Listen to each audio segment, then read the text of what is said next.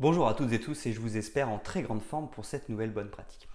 Aujourd'hui, je voulais parler de charisme. Comment est-ce qu'on fait finalement pour avoir du charisme?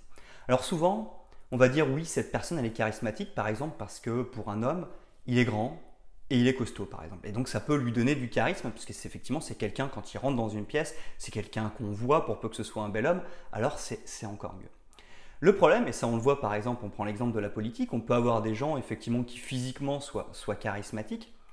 Pour autant, si on voit que les personnes ne respectent pas leurs engagements, si on voit que les personnes finalement ne sont pas exemplaires, on voit bien que le charisme, il chute tout de suite. C'est-à-dire que le charisme physique, il existe, mais il ne tient pas longtemps.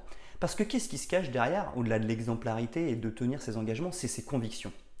Je pense que pour être charismatique, il faut croire en ce qu'on dit, et finalement, quand on croit en ce qu'on dit et qu'on applique ce qu'on dit, ça c'est l'exemplarité, là, on va vraiment développer son charisme, on va vraiment avoir du charisme.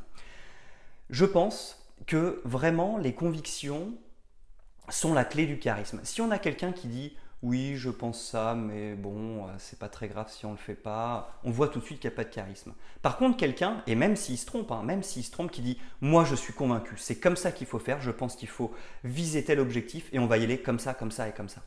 Tout de suite, on sent une force, une puissance beaucoup plus prononcée qui donne du charisme à la personne pour peu que cette personne-là derrière, effectivement, elle agisse en fonction de ses convictions. Dans ce cas-là, c'est gagné.